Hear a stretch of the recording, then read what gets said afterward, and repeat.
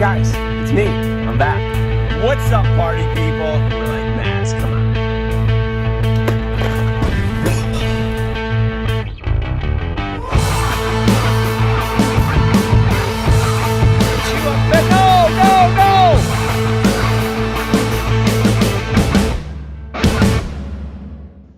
All right, this show is taking a turn for the. What's going on, everyone, and welcome to another episode of Monster Bass Live. I want to thank you guys for tuning in today. We got a great show for you. Our guest today is none other than Carl Jocumsen, and I'm going to be joined in just a minute by my co-host today, none other than Alex Rudd. We put Max on a vacation today. I need a little extra help. And I wanted Max to spend more time focusing on his entrance exams for academy or for military school because, you know, it's really important that we give him the guidance he needs to turn out to be an upstanding citizen of society. Upstanding citizen of society? I don't even know what the hell that is. Listen, if this is your first time tuning in, smash that subscribe button. That makes me feel good about myself because I do need all the extra help I can get. Today's show is sponsored by Lose. We're going to be giving away one of these bait casters here later today. As you know, we have the golden tickets. I don't have one in front of me, but you got one in your box. So every Monster Bass subscriber, you got a golden ticket in your box. Make sure you have that number handy.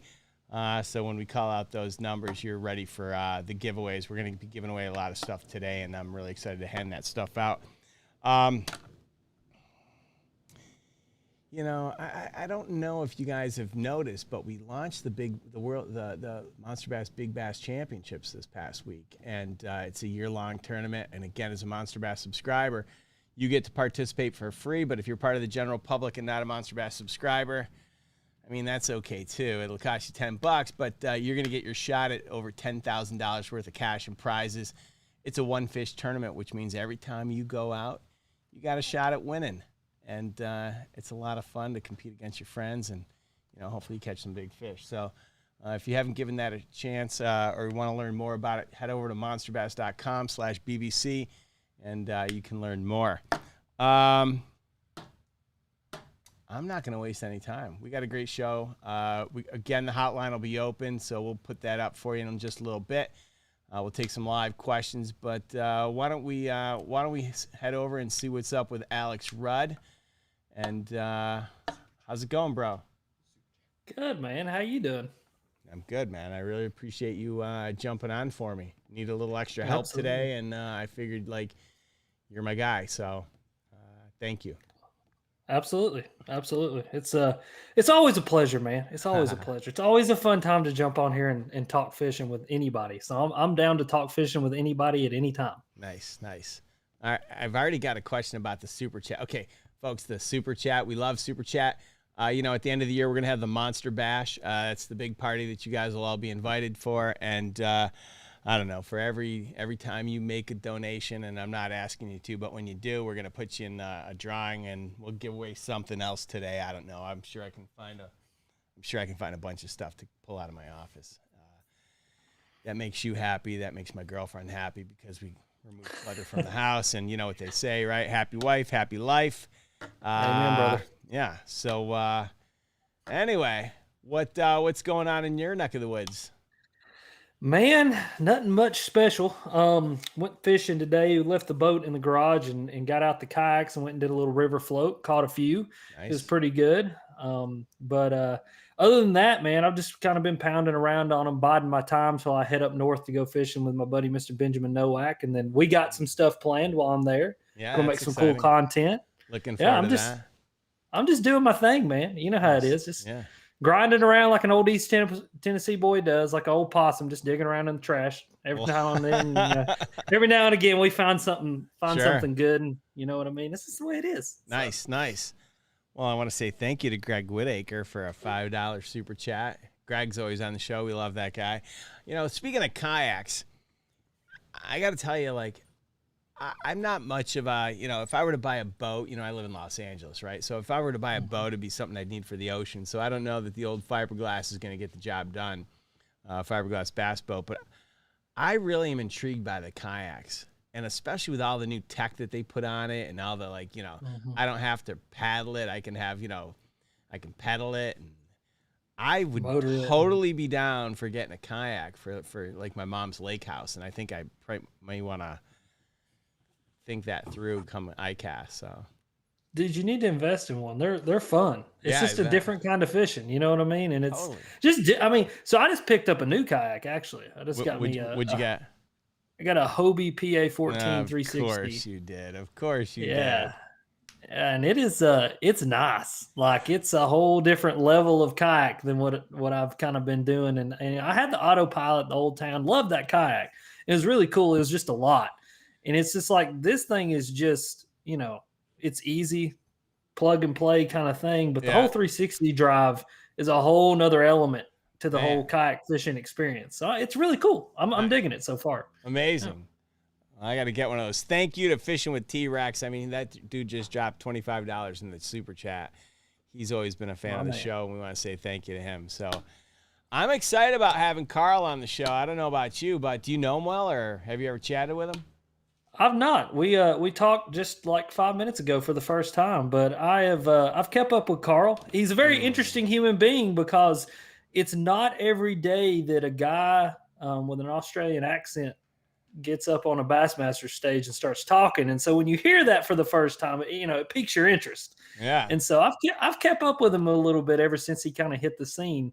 Nice. And so it's going to be an interesting conversation just to kind of hear his story, because I have heard his story from other people, and he's got a pretty cool story. So we'll get into that. Yeah, for sure. And let's not waste any time.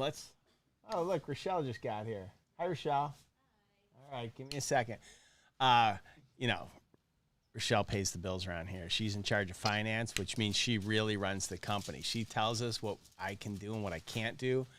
And whenever I think I really run the company, she kind of puts me in place and makes me realize I'm not really the guy. So anyway, let's get right down to it, folks. So our guest today is, you've probably seen him up on stage at an elite event, or on Instagram, showing off some pretty big catches. And his first time on the show, let's give a warm welcome to Carl Jocumsen. How's it going, man? Hey, boys. How you doing? Good. How are you? Good. Thanks for having us on. Yeah, man. So I know we were chatting up a little bit earlier, and we've been talking about this interview for quite some time now. We're really excited to have you on the show, so I want to say thank you for taking time out of your day. Where are you calling in from right now? We actually are based in Chattanooga now, Tennessee. So we've this is my 11th year, I think, in the US, and I've lived in a bunch of states from Reseda, LA, to Oklahoma, Texas, and about everywhere in between, and Arizona. And we really liked this area, and we ended up getting a place here. It's kind of a bit of a barn dominium style with a little living quarters. It's sort of a fishing dream. I've got my boat shed and everything. So we really nice lakes around here. So we've been enjoying Tennessee. Amazing. Did you say you lived in Reseda? Yeah, When I moved, when I first came to America, I knew one guy. His name is Gary Boyd, and where he lived in downtown Reseda, it was the only person I knew in America. And I literally flew into LA, and he picked me up there and went back to his place, and I lived there for most of that first year, and learned to drive all around that area. Yeah, side of the truck and other side of the road and all of that. It was interesting, but I end up, sort of starting to move east because of just Bassmaster, and a lot of the major tournaments were over this way. But that's why my phone number, everyone always asks why I've got an LA phone number. Interesting. That's where I sort of set everything up.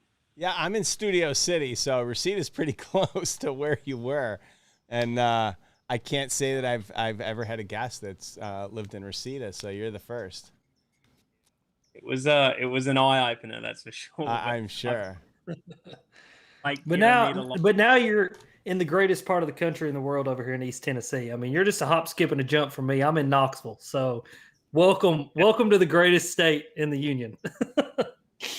Wow. I my wife Kayla is from Idaho, so she loves the mountains and sort of the cooler weather. And you know, East Tennessee kind of has all of that. It was really cool, like when we found this area. And Chickamauga just became one of my sort of favorite lakes, and so many different variables around here to learn and become a better angler. So we're for sure. You got to be good to fish around here, man. That's why I think so many good anglers come from this part of the country. This can be tough or it can be good. There's kind of no in between. Why there's good anglers here, because there's grass, there's ledges, there's offshore, there's tail races, there's flipping, there's everything between, and that's why you see so many high class anglers coming from this part of the country. For sure. And you're more central based now, which that's good too, I guess, for you, because I mean, they've not done any Western swings in the Bassmasters in a while. So everything's kind of, you know, southeast or northeast or somewhere in between. There's not really swinging out west anymore. The driving is what takes it out of you, and what's one of the hardest things about professional angling. Like you're a professional truck driver on water, and you know, stay healthy and sane and all of that. And moving, when we were based in Dallas, I reckon we cut our driving in half by moving to Tennessee. Like the longest drive we've had so far has been 10 hours, and most of it been 1.5, 2, 3, 4 hours, and that's just like down, and then you're back, and you get to come home and unpack and repack. Where we have a Lance camper that goes into the back of our truck, and and that's and we basically lived out of that for 5 years. Like it just every week we lived out of that. We never went back. We just went from lake to lake to lake. So now we get to come home and sort of put that down, get in have our own bed and room and everything, and then reset and go again. And that has been a big life changer for us. Heck yeah, man. That's awesome. That's awesome. That's got to put a relationship to the test. I mean, for everyone that's sitting at home or watching this thinking like, man, I would love to be on tour. I would love to go do this, go do that. I mean, that's a real thing, right? Like you said, you're living in the back of your truck with another human being, and if you two aren't getting along, you're still living in the back of that truck and driving however many hours a day to get wherever you got to go next. That's a real thing, huh? Yeah, it'll test you, that's for sure. And you better love it. You better love what you do, and you better love each other too, more than anything, because everything you're in each other's pockets day in, day out. And it's one thing that you always have to work on, is like appreciating each other so much, because normally you would be apart for the day and then back, and you're excited to see each other. Instead, you're with each other all the time. So we are just very lucky that we found each other, and we love living on the road. We love we love everything that we do. And it's just, we got lucky that we don't annoy each other. Yeah, yeah, I bet. Greg Whitaker says you're the man. He said another $5 super chat. Thank you, Greg Whitaker. Thanks, mate. So Carl, you know, you just talked about driving, right? You know, traveling long distances. But you kind of traveled the ultimate long distance when you first started your career. And obviously most people sitting here listening, right? They're like, obviously this guy doesn't talk like we talk, because you're from Australia, for all the people that don't know. What in the heck is that even like, dude? Like, what is that to go, I'm going to go be a professional bass fisherman in America, and I don't know how the whole situation went down, and maybe you can lay it out for us, but did you just see Bassmasters, or how did you get into fishing? Like, what was that whole process like for you? Like starting in Australia and ending up here with a practically brand new life. Yeah. Yeah. Well, looking back at it now, I often think I must have been crazy. I'm like, what do I think?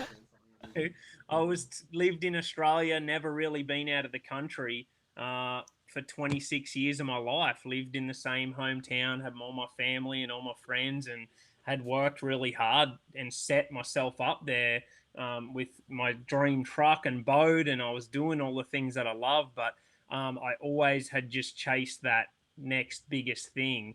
And fishing has just been my passion since I can remember, literally since I was 3-4 years old. That's all I wanted to do. That's all I ever did. I just rode to the lake on my bike. I finished school. I didn't go to school and went to the lake when no one knew. Like, I was doing anything I could to be fishing. And when I was about 15, I discovered tournaments and I started fishing the Australian bass tournaments. And the very first one I fished, it was a trolling motor only one. So I had a little Minn Kota, tiller steer on the back. And I went out and fished this tournament. My mum drove me there, and she couldn't back the boat in. She drove me 4 hours to this lake. I backed the boat in, and I fished this one-day electric motor only tournament. And I ended up coming fourth, and I got big bass. This is when I was 15, and they gave me a $500 check.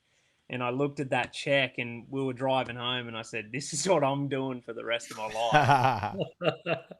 That's awesome, man.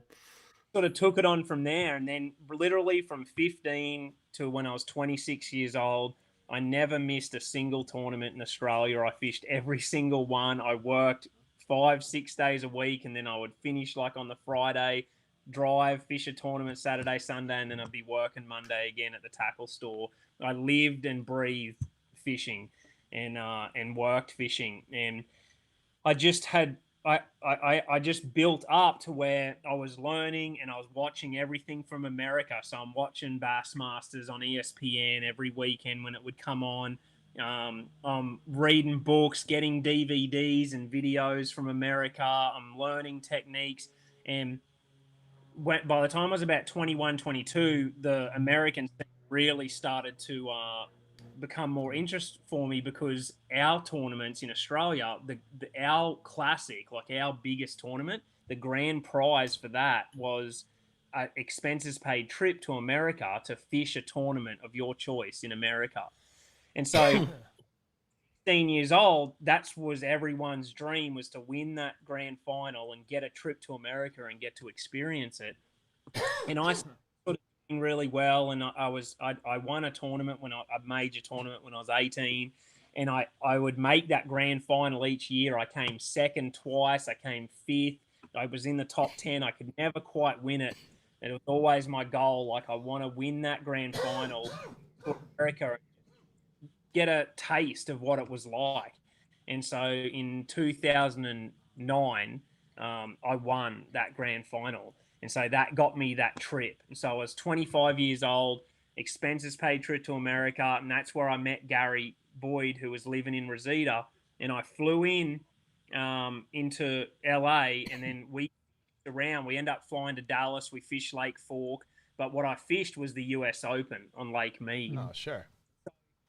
Like, I just got here, and in Australia, like, I grew up, like, teachers telling me that I was going to be a loser if I was a fisherman. It was going to get me nowhere. Fishing wasn't cool. No one cared about it.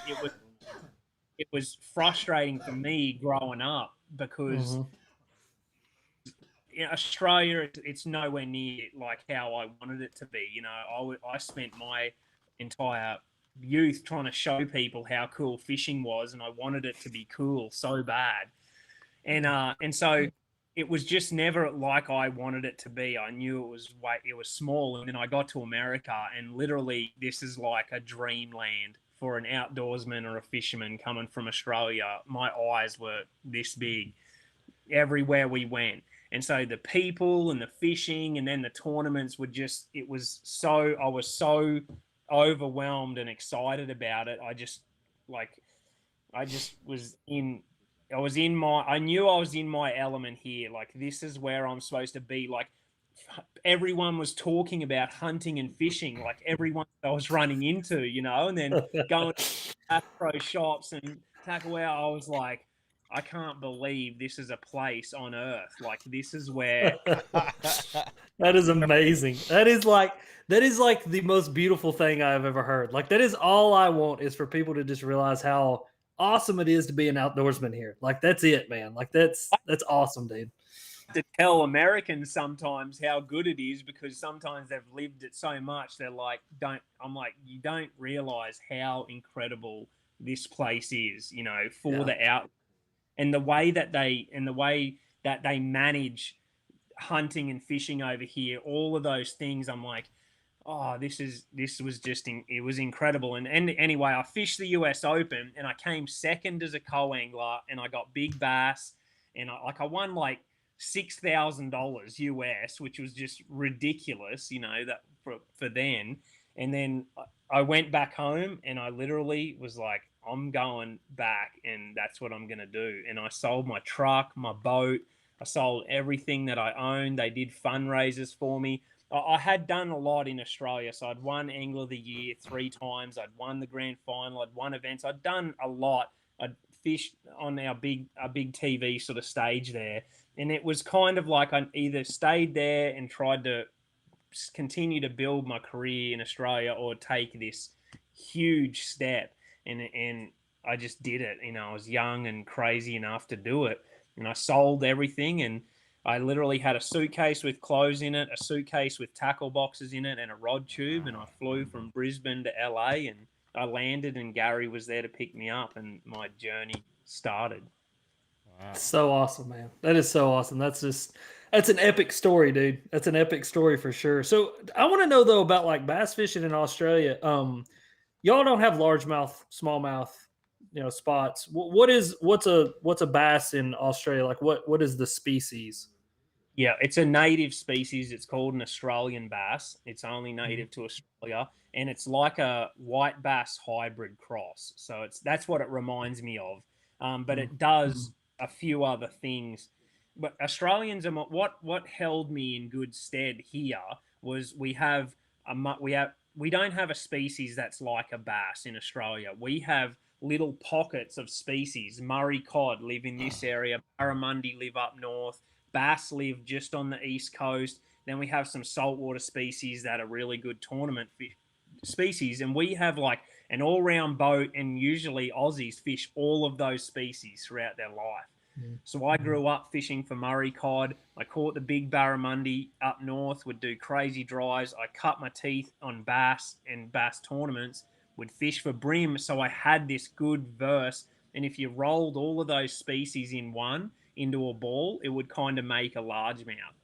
And so that's what gave me a little bit of a head start. But we didn't have largemouth or smallmouth. So I caught my first one 10 years ago. Wow. So to think I came and then made it to series and one here is kind of insane. But it also, what helped me was just how much I loved it and how fun it was, like just learning and diving into this whole new thing. Because our lakes, I had about 7 lakes that I really knew like well that I would drive to. And they're not big. Like looking back now, when I go there in a bass boat, it takes you 10 minutes to get to the other side of the lake. Where America, when you get to the lakes, it's like that's one of our lakes is like one arm of a lake here. Yeah. So it's so big and so versatile. And Mead kind of tricked me a little bit because I was good at finesse fishing and light line and leaders and stuff like that. And so I had a bit of I thought that's how all of America would fish, and I could catch well. And then next minute you're on the Red River in, you know, Louisiana, and I was like, holy cow! Like I don't know what I'm doing now. So I had a lot to learn. It took a long time, but we had about 50 to 80 boat tournaments as I was leaving Australia, and it was building pretty big. But you know, we only have 20 million people in Australia, 23 million. And that's over the same sized country as America. And so you can just anything that the people and the dollars and the support kind of thing aren't there for like an athlete, like a golfer or a motocross rider. They have to come to America if you want to make it. And that's kind of what I had to do. Nice. That's awesome, man. Awesome. Yeah. Philip Schmidt wants to, he says, thank you for your support with EMS and PTSD. Fishing's my therapy. Thank you from the bottom of my heart. That's awesome. I appreciate it. Thank you for the words. Yeah. So, all right. So it's time for the first golden ticket, guys. So grab your golden tickets. If you're tuning in and you don't have your golden ticket, don't worry. Just write down the number. As you know, we're going to give away a bunch of prizes to Monster Bass subscribers. And the easiest way to get one of these tickets every single month is to subscribe to Monster Bass, and you'll get one in your box. The first golden ticket. Oh, what are we giving away? Well, Alex is on the show, so we might as well give away. I'm going to give away an Alex Rudd prize pack. We're going to give away a 4-pack of his crankbaits. It's got my face on it. It's worth it. Yeah. If we've got stickers or a T-shirt, we'll find something. We'll put together a bunch. We'll hook you up. The first golden ticket number is Y7255-07439. And we'll put that up on the screen. Oh, look at that. He's so fast. So fast. Maybe we should do another one since we're sitting here. Hold on. Let's. What do we got now? He's just pulling stuff out. Everybody watch out. I mean, at some point, I'm going to give away a lose. By the end of the show, I'll give away a lose bait caster. I mean, these things are. I have one of these and I have a TI, and I tell you, I mean, these things aren't cheap. I had no idea what was sitting in the garage. Okay, 2, 4, 6, 8, 10, 12, 14, 16, 18, 20. All right, this is a 20 lure prize pack from Vicious Fishing. I know it says Senkos on it, but these aren't Senkos. They're all hard baits, all from Vicious. We got crankbaits, poppers, medium divers, jerk baits, all sorts of stuff. That is going to golden ticket number C5132V10102. All right, so we've gotten through the first 2 golden ticket numbers. I'm going to tell you, I don't think we've ever had so many people asking for the hotline number. There's a lot of questions that people want to ask, so I think we should fire up the hotline number. And we should get some calls in there. I know Max is going to call in. He's studying for an exam, but he's got a question he wants to ask Carl. So we're going to let him jump in. But before we do, you launched your own brand, Fear My Heart. Tell us about that. Tell us where that all came to be. Where that all started. Yeah, that came in 2013. So I fished. I moved here in 2010. Fished 10, 11, 12, and I got whooped. You know, I was learning. I was going as a co-angler. I was going as a marshal in the elites. I'm trying to learn. I was trying to get better, and then I started fishing as a pro. And I missed the elites my first year that I tried to make it by like 1 spot. And I had to go back home, and like I went through the funds, like all my money that I had that I'd saved and my truck and all the stuff, it was gone in entry fees and costs and flying back and forward and trying to get visas and stay here. It was a wild time of my life. And I flew back in 2013, and I'm like, I basically almost stayed home every time. I was like, that was it. Like there was nothing I could really do.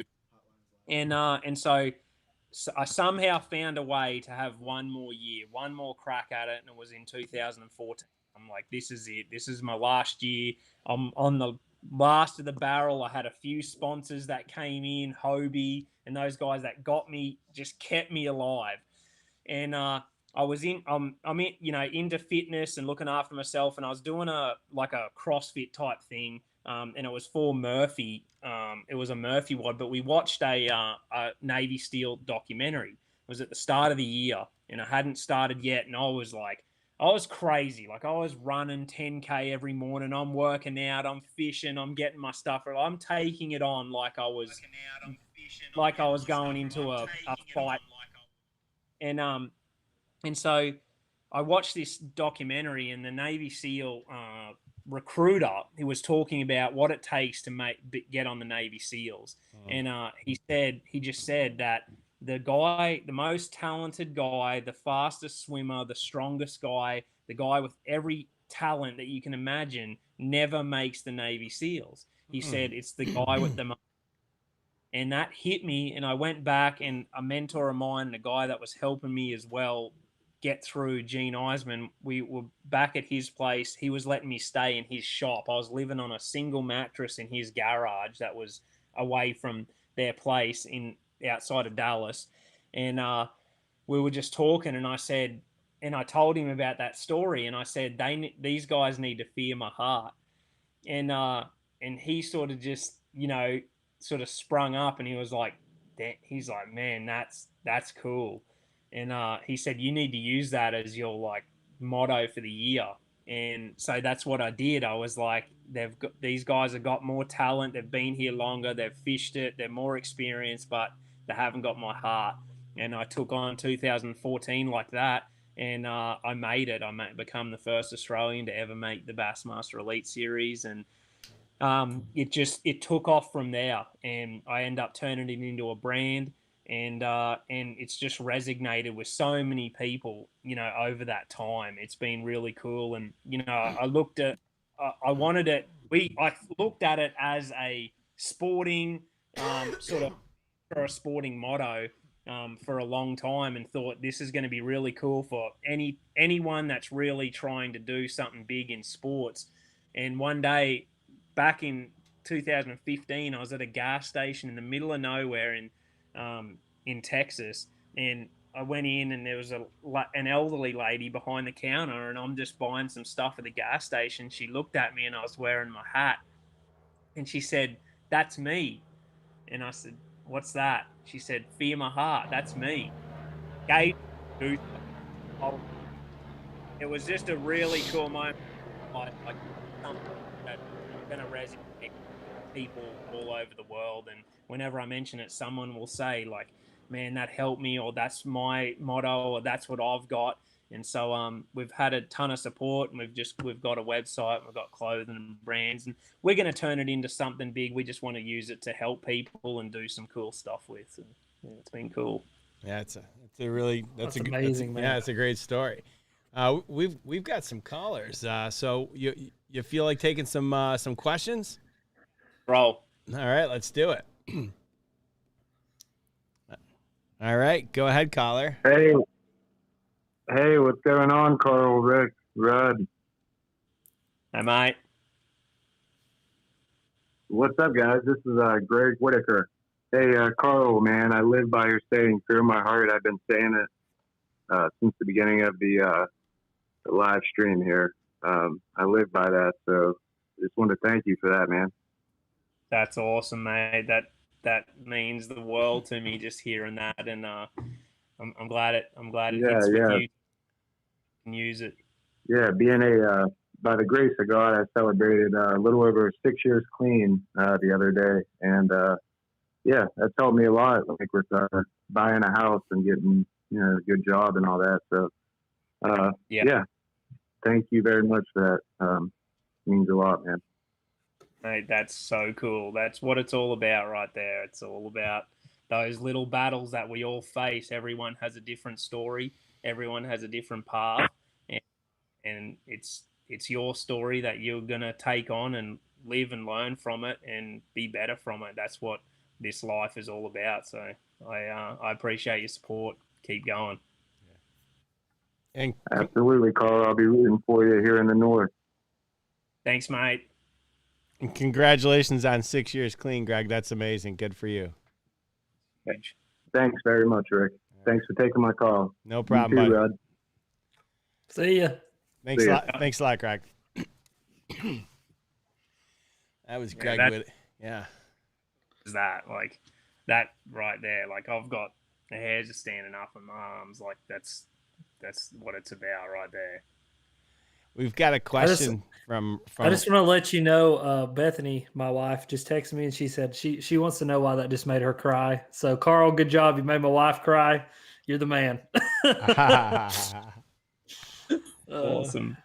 That's amazing. Raymond Wilson would like to know, how long did it take you to actually go pro?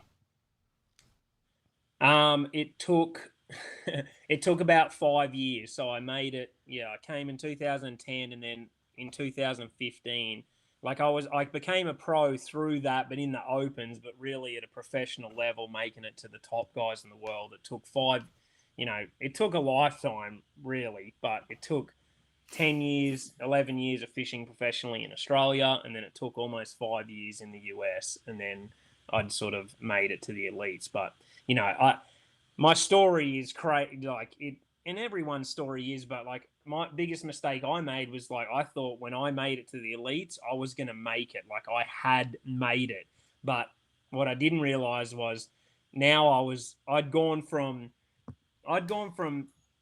primary school to Harvard, in one, and these guys, and then I had massive entry fees, like $55,000 entry fees, from a kid from Australia. I'd gone from getting there and then realizing, oh, now it's like the real deal. And now you have $5,000 entry fees per event. That's crazy. It got pretty scary pretty quick. Mm-hmm. So, Carl, tell me about, you kind of, you fished a while in the league. Now, I don't know, I may be mistaken here. You qualified and then didn't you go to the FLW for a while and then re-qualified for the elites? And then you won in 2019, correct? Yeah, I qualified for the elites. So I sort of made my lifelong dream. And then I fished for 2 years and I scratched and clawed and almost had to give up there too because of the expenses. And then I'd had some really good events. Like I'd made a bunch of top 12s, but I'd had a bunch of bad ones. So I finished low in the points and I actually got relegated. So I got kicked out of the elites in 2016. So there was another big adversity that had hit me where I had to decide whether I was going to go home or come back. I didn't know what I was going to do. And FLW sort of welcomed me in and end up fishing the Pro Tour for 17 and 18. And I fished the Bassmaster Opens in between there while I was going, and I end up re-qualifying. And so I re-qualified and then kind of had another tough year. And then on my last event of 2019, I won my very first Elite Series event. And that was the life-changing event for me. That's why we were able to buy our own place, settle down, get a base, and things have gone a little bit quicker from then on because it was definitely a slow grind before that ever happened. That's awesome, man. That's awesome. Yeah, I would say that you've probably got enough black bass fishing experience as far as like largemouth, smallmouth, and spots just in that little time that you fish pro that make up for a whole lifetime of missing it. Because I mean, when you're a dude who's fishing, you go elite and then you go FLW Pro Tour and then you go opens in between and then you're back to the elites. I mean, dude, that is like you said, man, it's juggernauts. I mean, you're fishing against juggernauts there, and I mean that's just incredible competition. And being able to like maintain and sustain and do what you did, it's honestly it's a miracle. But all at the same time, I know that there's just a immense amount of hard work that you put into that. You know what I mean? And it's impressive, man. I mean, you're a very impressive angler. That's why I've kept up with you, is just because of how impressive it actually is to watch you do what you do. Because there's not many people that could keep up with that, keep that pace, and kind of keep up with those guys. No, I appreciate it. It was one of those things like sink or swim. You better get good, or it's all. So yeah. I put my heart and soul into every single day. I immersed myself in this, and I've really devoted my life to fishing, to bass fishing and tournament fishing and everything in between. And so it's a tough one when people sort of say, oh, you're so lucky, your fish is a pro, and I am, and I appreciate where I am. But if you want to get to where I am now, you're going to have to go through the trenches, Mm-hmm. and be willing to have massive setbacks and continue to go through them. It's going to happen. It happens to us all. No matter what you do, you're gonna come up against those brick walls, and they're the ones that are going to test you, see how much you really do love it. We've got another caller on the air. Let's why don't we go to Indianapolis and take a call from Jonathan Hemmer. Go ahead, Jonathan. You're on the air. Hey, how's it going? It's the Hammer. Got a question for everybody here. What's your go-to lure this time of year? Carl, go ahead, my friend. I want to hear what you got to say. Yeah. Well, my go-to lure probably all the time is a jig. I just finished Gunnersville I had a 13th spot there, and I fished a jig. But like the reason I like a jig is just it catches them out deep and it catches them shallow and everywhere in between. So very hard to beat any type of jig right through the whole year. You can fish them down 20 feet when the fish got off the ledges. You can fish them on the edge of the grass line. I fished it on riprap and bridges. You can flip and pitch. It's that's a bait that you need to have tied on all year round. Heck yeah. Mine's gonna have to be a Cinco. I hate to say that. I didn't used to be that guy, but I've turned into that guy over the past few years. It's just, I guess when you're a shallow water angler like I am, river rat, taking the old 10 rig where other people can't go, about that deep, the old wacky rig, the old Cinco, Texas rig, wacky rig, Carolina rig, kind of like the jig. I mean, you can do so many dad Jim things with it. That's just my go-to. So great. Rick, Did you have what's that? What's your go-to, buddy? My go-to is the 3-wood. Today I was I was crushing it. I pulled out the driver only one time today on the 18th hole, and I probably crushed it a good 340. It made me question why I second guessed my choice. And the same comes down. I mean, I use that to go bass fishing with that tease, whack around the head. No, for everything in life, right? Like I second guessed it all day long instead of going to my go-to, right? Like if my go-to is a Texas rig, why am I not throwing the Texas rig? I should have thrown it. If I had thrown that the last time I went fishing, I would have caught a lot more, but I didn't. I second guessed myself and I went with something else. I second guessed myself today on the golf course and look what it got me. Texas I don't know rig. Enough about golf, so. Well, listen, you can take me fishing. I'll take you golfing, and we'll see. We'll equally suck. It'll be great. Yeah, let's do it. Dude, you've seen me hit a golf ball. It's not pretty. I'm good at setting the hook. I ain't good at hitting no golf ball. It's just I think there's a lot of similarities, right? You got to have patience. You got and you got to be willing to take risks, right? I mean, you can't just play it safe all the time. No, you can't. That's for certain. I heard that Max is going to call in with some questions. I don't know. Folks, the hotline's open, so if you guys want to ask Carl or Alex some questions, please call in. Don't forget, golden tickets. We still got a few more to give to prizes to get rid of. We got a question from what other job, Carl, in the fishing industry would you want to do if you weren't fishing professionally? One of my big things is that I tell people I've never had a plan B ever in my life. This has been it, and that's why I'm here, because I've never had anything that I wanted to fall back on. But like if it was in the fishing industry, it would definitely be with design, baits, lures, rods. I do all of that anyway, but I would just do more of that. I'm a tackle junkie. I love tackle. I love baits, swim baits. I would probably get involved more with that. I'm becoming more and more involved all the time with that. But the busier you are, the harder it is to really get in depth with it. So I'd probably just get a bit more involved with that. But working in fishing was huge for me. When I was a kid, from 16 to 26, I worked full-time tackle retail, and that helped me so much.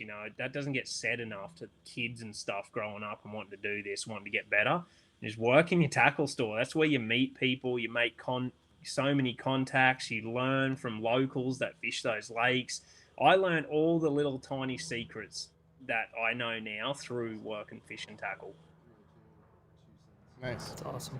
So I want to explore swim baits with you, buddy. Obviously, you've got into the big swim bait game, right? And there's a few people out there that do it, and they're actually good at it, and you're actually pretty good at it. So like, what was the introduction for you to the power of the big swim bait? Because I remember mine. I remember the first time I threw a Depths 250 and had a wolf pack of 5-pounders followed out, and I thought this thing has got magic dust sprinkled all over it. So what was that moment for you that you threw that big glide bait or whatever it was out there, and you were like, oh my God, I got to learn how to do this? Yeah, I got lucky and got to fish with like Oliver Nye and Brandon Polinick and stuff like that, and that's where they sort of introduced it to me. But I'd also, like, I'd fished in Australia for 50, 80, 100-pound Murray cod, and we threw huge spinner baits, huge top waters and stuff like that for them. So I was looking for a fix of that style of fishing, just targeting giants. And so when they showed me that, and like the only things that followed it out were these giant bass, I was like, oh, this is something I want to get into. And once I caught my first one doing it, and I saw those big ones following it, I sort of went all in. But instead of going the way where I was just trying to target one big one, I worked on it to be able to utilize it during tournaments, and that has helped me huge. You know, some of my best finishes have come because I've been able to pick that glide bait up and get that big bite when I needed it. But so how do you adjust to that? Because that's something I think that a lot of people kind of want to understand, and that's kind of, you know, I took it as a tool. You know, I didn't go totally swim back direction because, like you, I wanted to use it as a tool in the arsenal of everything else that I had. Right? What was your like adjustment piece that you made as far as like making it a tool among all the other tools, and not like what Oliver does, which is just look for the giants? Like, what are some of the adjustments you make? Just a little bit smaller on the bait, you know, not going giant, not going 8, 10, 12-inch type. You know, it's more like that 6, 7 to maybe 8-inch bait. Little bit skinnier, low profile, and then a bait that doesn't just do the big slow glides, a bait that chops, which is bait that'll really turn on itself, and that I noticed that when I could get a bait to do that, like 2, 3, and 4 pounders would often eat them. A good quality tournament fish, but an 8+ are still going to eat it. And then it was just only picking it up when all of the conditions were correct. Like never picking it up, winging it, and hoping a big one was going to eat it. It's like, I've got 15 pounds. I'm looking good. It's hard to catch an upgrade from where I'm at. The wind is blowing up against this riprap, this point. It's the sun and cloud, perfect conditions. The visibility's good. Now's the right time where a fish will eat this bait, and then I'm throwing it. And I'm usually only throwing it once I've caught a half decent limit, because if you're throwing it and you're moving the boat and you're in a bit of a panic and you're fishing too far, you're not going to get bites. But when you're able to slow down and be like okay with what you've got already, that's when I've had, you know, at Champlain, I had 12 pounds in the well. There was 18 minutes to go, and the wind was blowing against this rock point, and I caught a 5.5 and a 6.5 back-to-back casts on a glide bait. Boat flipped them both, ran in with 22 pounds, and made the final day cut. Wow, my culling was. Wow, like, that's awesome. Man. I think we've got someone on the line. Do we? Hello? Max, are you there, buddy? I'm here. Max, what's going on, buddy? So Carl, Max is nothing much. Max is our co-host on a regular basis. He's 14 years old. Yeah. Lives in Delaware. 13.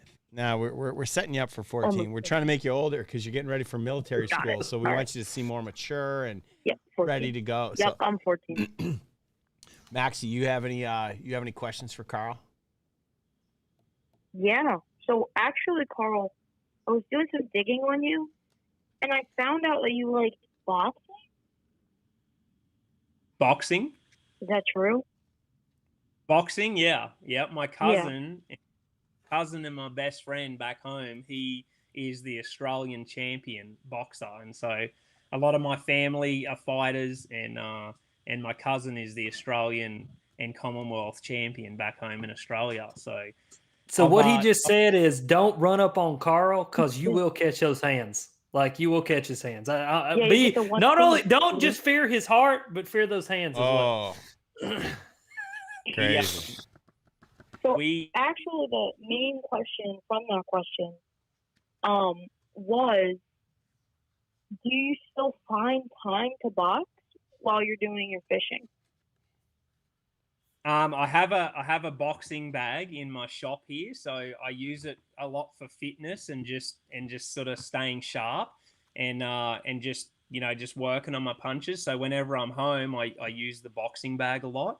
But in 2017, my cousin fought for the Australian champion back home, and I actually had a fight, a charity fight, but I fought a professional football player back in Australia, and we fought 3 rounds, and we raised $10,000 for a young kid that had cancer. Oh, nice. And What? and yeah, I had a 3-round fight, and I trained 10 weeks. I did my cousin's exact training camp, and it was brutal. It was really cool experience and very nerve wracking. But something that was I have that fighting blood in me. So I have a question. Have you ever tossed paws with a kangaroo? If you get close, I wouldn't back myself. Whoop me. All right, so you and Skeet Reese in the squared circle. Yeah. Who's winning? Oh, who's winning? You or Skeet Reese? I've got them all. I love it. Maxie, you got any other questions, buddy? Oh, yeah, 2 more. One more. Which? Make it your best. More? Yeah, Oh, make it your okay. best. We have like 4 other callers on the line.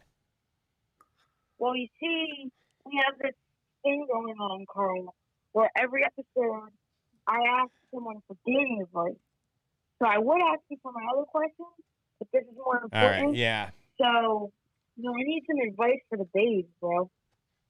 Yeah, so Carl, normally, Max is sitting in the hot seat where Alex is, and we've had everybody from KVD to yourself on the show, and now that Max is getting into his formidable years, we want to make sure we're setting him up for success. So, you have any good dating advice for Max for when he's trying to set himself up for success with the ladies? You need to move to Australia. They like American accent there. You'll go. Oh, really? Needs to be like a military school exchange program where the Aussies go to the U.S. and in the U.S. you go to Australia. Just be yourself, mate. Be yourself and be a good person. Nice. You'll be All right, guess I'm packing my bags then. He's like, thanks for the advice. I'm packing my bags. I'm going to Australia. All right. Australia. All right, Max. Well, we'll see you next week, buddy. Okay. Hey, Max. Thanks for having me on. Yeah. Thanks, buddy. I appreciate it. Bye, Max. Bye. Hey. All right. That was Max. Let's take our next caller. I think it's Mitch from Toledo. Go ahead, Mitch. I think you're on the air. Yep. How's it going? Good. How are you, bro? Doing well. So I had a quick question on deciding between 2 lures that are to me, have a lot of similarities in appearance.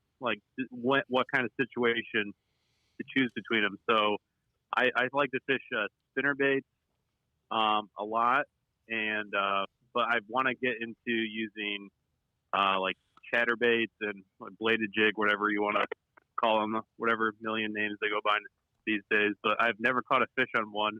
What's your advice to boost confidence on something you've never caught a fish on? And do you think there's a different time to use the 2? Yep. You want me to take that? So a chatterbait, it is similar, very similar bait. It's more a confidence thing, but a chatterbait isn't as good around heavy structure. Like a spinnerbait is really good where it will roll over lay downs and timber. Both baits have to come through something. They're not a very good bait in open water. A spinnerbait is kind of if you can burn it fast. But to me, if you're not getting bites, you need to throw the chatterbait in the thickest stuff you can and snap it out and get it to come out of it. It's a very good grass bait, and so you need to get it around. You need to get it in that thick grass and snap it out of that grass and get it to come free. And that's a lot of the times that's when you'll get a bite. But you need to know the forage that's in that lake. So if it's bluegill, go with green pumpkins and stuff like that. If there's shad, go with the crystals and the whites and the shad type colors. Like, try and match what you think those fish are eating. And also, both of them are low light condition and also low visibility baits. So fish a chatterbait and a spinnerbait in low light, early morning and late afternoon, and also when the water has some color to it. They've got a lot of vibration and they've got a lot of movement. And if it's too clear, the fish can get a too good of a look at them and they're not going to eat them. And then the final key is wind. Both baits are really good when you've got wind. And so if it's dead calm and clear and not much structure, you're probably not going to catch much on either one of those baits. If it's stained water, structure, grass, laydowns, brush piles, and then you have wind, that's when both of those lures shine. Great question. Great Okay. question. Beautiful. Yeah. Thanks for calling in. Awesome. Yeah, thank you. All right. All right. Let's go with, I don't know, somebody from Cleveland, Tennessee, actually. Go ahead, caller. Hello? This is Jordan. Carl knows who I am. I was just calling in to say what's up, and my Fear My Heart shirt was indeed in the ocean. Hey, Jordan. How you going, mate? Doing all right. Got a Fear My Heart hat. I pulled the hook Your out of room his... is getting... Tell him I pulled the hook out of his dad's hand at midnight on Chickamauga, and they've been big supporters of us ever since that night. They didn't want to go to hospital, and I did the braid trick and pulled the hook out of his dad's hand. Ooh, nice. Nicely done. And every tournament, I have a good morning post up, and I wish them luck every single morning. Amazing. Thanks. We appreciate it. We appreciate your support. Yeah. Thanks for calling in. Really appreciate it. Let's go to... Yeah, no problem. Oh, okay. Let's go to the next one. London, Ohio. London, Ohio. I've never heard of London, Ohio, but... Turn your volume down. Go ahead, caller.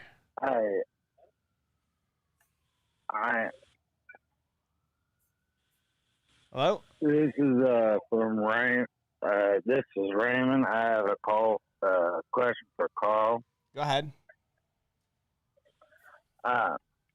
You like fish swim bait. I do too, but there's what technique do you like to use? Like, I usually try to swim it, but then I use it like a jig also. I mean, is there any better suggestions? Yeah, great question. Yeah, with a swim bait, there's a lot of different ways you can fish it. That's what makes them so cool. They're very versatile. So I'm going to change up my techniques with a swim bait depending on what depth the fish are at. So if they're shallow, I'm going to use a super light jig head or a glide bait that suspends and sits above them. And then as they get deeper, I'm going to weight that bait down and get it down in front of them. But generally, I'm going to fish it as slow and methodical as possible. Usually with a swim bait, it's creeping it along using a very slow retrieve reel and just slowly winding that thing back, whether you're twitching it or just slow rolling it. It's usually a really good bait to go as slow as you can. You usually can't go slow enough with it. That's how I like to fish a swim bait. Nice. All right, let's head over to York, Pennsylvania. Go ahead, caller. Hello? Hi, this is Phil. What's Phil up? Schmidt. Hey, Phil. How's it going? Good, great. I just want to say, Rick and Alex, you guys are fantastic. Thank you. My fishing has improved, and this is therapy for me. I apologize if I'm not speaking correctly, but you have no idea the enjoyment I get out of your guys' videos, especially you, Alex. Appreciate it. Appreciate it, man. Yeah, and Carl, you know what? I love your story, and I'm listening, and taking everything in for my fishing. Now I have to do mostly bank fishing, but I was down today with square bill baits and caught a few. So that was a plus for me. But I just want to thank you for everything you guys do. You have no idea how much it means to some of us. Unfortunately, I struggle every day with some stuff. But you guys bring me back to earth. And I just love watching your videos. That's pretty much what I have to say. I thank you from the bottom of my heart for everything. Yeah. So that's what I wanted to say. Really appreciate you calling in. Really appreciate the kind words. Yeah. And you know, just know you're not alone, man. We all struggle with things every single day, and you just got to keep up the good fight and really have faith in yourself and know that, you know, you can get through anything. Absolutely. Absolutely. Awesome. But I just want to let you guys know how much you guys are appreciated. Thank you, man. We appreciate you too, man. Thank you. Appreciate you too. Appreciate it. All right, let's that was really nice. Let's go to Branson, Missouri. Hello? Branson. Hi, this is Richie. What's going on? Oh, I just wanted to call in and say hello to Carl. Longtime swim baiter in the area. I absolutely had goosebumps watching your live feed, fishing the Bassmaster Open Championship on Table Rock. Yeah. Yep. Awesome. Came so close. I mean, half a cast distance from so many prime areas that we hit. I've seen 4, 5, 6 pound fish. Yeah. I mean, literally the whole time I'm watching, I'm like, oh man, if he had just casted a little bit further on this dock or parallel down this bank to the left instead of the right. I mean, so close to so many areas. I mean, I was freaking out watching that whole 2.5 hour live feed. Awesome. That's what it's all. Fortunately, that happens sometimes. My biggest, yeah, and then even some of the bull shoal stuff. But I'm more affluent with the dam area of Table Rock. Biggest glide bait fish out of Table Rock was 8 pound 10 ounce on the S Waver 200. That's a giant. Wow. And then last year I had 2 9s in one day. Wow. No. That's a heck of a day. A 9.5. Yeah. I had a 9.5 on the 8-inch mag draft, and then I had another 9 on a biffle head with a 4-inch Berkeley crawl. Wow. Wow, that's amazing. And sounds like you're having some good times on the water. Thanks for calling in. Really appreciate it. Let's take a call from Kim in Spokane. Whoa. Hello. Hi. Hey, I had a question about the golden ticket. Yes, sir. If I bought a box when the box was first available and I got a golden ticket in there, is my golden ticket still good? How does all that work? Yeah, so basically every show we're going to announce 4 numbers, and you've got a shot at winning each and every time.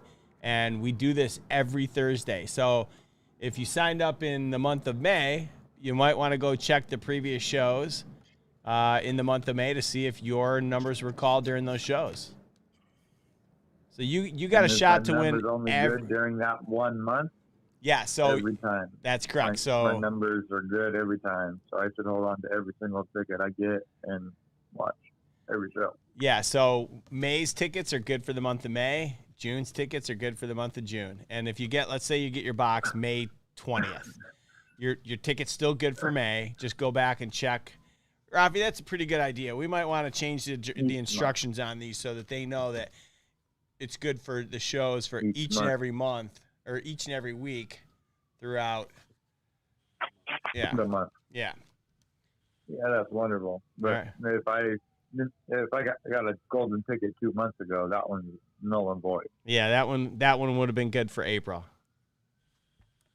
Wonderful. That's wonderful. All right. Well, thanks for calling in. Appreciate you. And I really appreciate you and your support. Awesome. Take care. All right. Great shows. Can't wait to get out there and catch some fish. Awesome. Thank you. All right. I think we got another one. Let's go. Wow, we're going to Atlanta, Georgia. We're all across the country right now. Hello? From Georgia. Yeah. Hey, how's everyone doing this evening? Pretty good. Good. How you doing? Man, y'all don't. I am pretty good. Hold on one second. Okay. Kids running around screaming. I Yeah, this is your buddy Fitz. It's your buddy Fitz. How y'all doing? What's going on, Fitz? What's up, man? Not too much, man. Not too much. How's the leg, Alex? It's completely healed now, so I don't have to worry about it anymore. It's let's not break any more bones this year, though. I'm done breaking bones. Yeah, seriously. Let's make sure we don't do that one. Lordy. Carl, congratulations on all your success on the Bassmaster Elite Series, man. Thank you, mate. Appreciate that. Actually, I do have a question for both Alex and Carl. I noticed that Alex has been fishing here lately, and I wanted to ask, somebody might have asked this already. I'm a little late to the show because I just got off work, but has the bluegill bluegill spawn been a major contributor for you guys in how you're going about fishing your tournaments here lately? Because I saw some nuts activity on Oconee just this past weekend. So, Carl, go ahead, buddy. I want to know, like, y'all, like when you're looking for your spots, are you primarily looking for like bluegill spawns or beds, things like that? So I just fished the Elite event on Gunnersville, and because of the influx of eelgrass and milfoil and stuff now in Gunnersville, the bluegill beds were insane. Like, I've never seen anything like it. And so when you got up, the fish should have been moving deep because of the heat. We had 80s all week, so it should have been a solely offshore tournament. But all of those bluegill kept those fish up shallow. And so I think probably 80% of the fish got caught shallow around bluegill beds. So definitely this time of year, when you're up shallow, you want to look for those beds, and then you want to look for the nearest cover. And if there's no cover, you just want to stay well away from them and mark them, and then make big, long casts all around those beds. And that'll give you the best chance of catching some really big bass. But bluegill bed fishing this time of year is a big deal. Yeah, I want to mimic everything Carl said. The past couple tournaments I've fished, it's kind of been three different things I've been looking for: bluegill beds, shad spawn, and then the cicadas. The cicadas have been playing big the past couple days, and I think it's just like Carl said, that in combination with a lot of the grass is coming up good already this year. It's keeping a lot of fish shallower and keeping them shallow longer than I think they would normally be. And so, yeah, it's definitely going to be a different kind of year, I think, just because of all the different kinds of forages and things. And we had a kind of cold spring that just rolled right off into a hot summer. And so a lot of those fish weren't forced to go out deep. And so I think the shallow water bite's going to be really good this year. And it's going to be something that's going to be a little prolonged. And, fishing bluegill beds, shad spawn, the cicada thing, it's all going to play. So, yeah. Nice. Well, Definitely. Fitz, you got any other questions? Oh, no. That was about it, man. That was about it. I appreciate you guys answering the questions. Anytime. Appreciate y'all answering the questions, and I appreciate the chance to come on and talk to you guys. Anytime for you, buddy. Absolutely. That was Fitz. Fishing with Fitz. You got to go check out his channel. We had a question a while back from Greg Whitaker. He's thinking about fishing local tournaments, Carl, and he wants to buy a boat, and he's not sure, what can he get away with, what kind of boat, what size, engine, motor, budget. You got any recommendations or suggestions for him? Well, some tournaments have a, just they have limitations of what you sort of have to have. So check into what tournaments you want to fish and see if they have a rating, like whether you need 150 horsepower and up or something like that. Do some research there. But we all started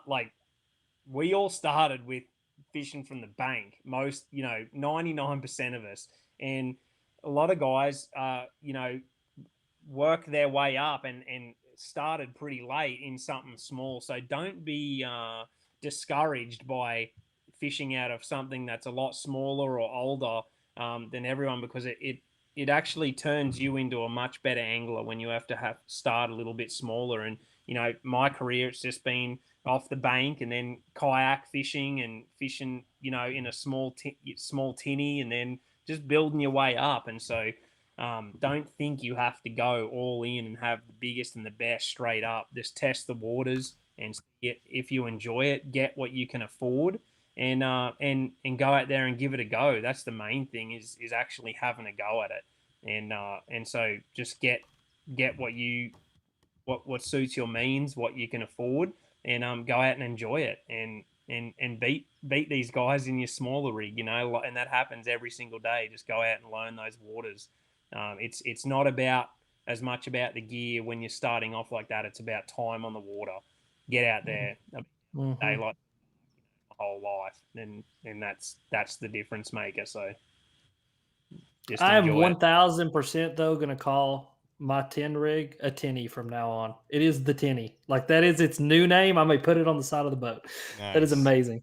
Yeah, I tell people all the time, like, I don't have the biggest and the baddest rig. I run an 18.5-foot aluminum solely for the reasons how I like to fish, and I think, kind of go off what Carl said, not only can you beat these guys, but you can even start getting into like that niche of shallow water fishing. There's pros out there that are running the 10 rigs this year for the sole reason they're shallow water power guys. And so, yeah, I'll never forget being beat by that old man out there in his 17-foot aluminum boat with a 20-foot bow in his line and a cigarette hanging out of his mouth. But every single time that he came in, he had 20 pounds of smallmouth because he's dragging a peanut jig. But that dude used to beat everybody's eyeballs in. He had to do with the Rangers and everything else. And here come this old dude with his 20 pounds of smallmouth in every single tournament and just wipe the floor with us. So nice. Well, I think we've got one last caller.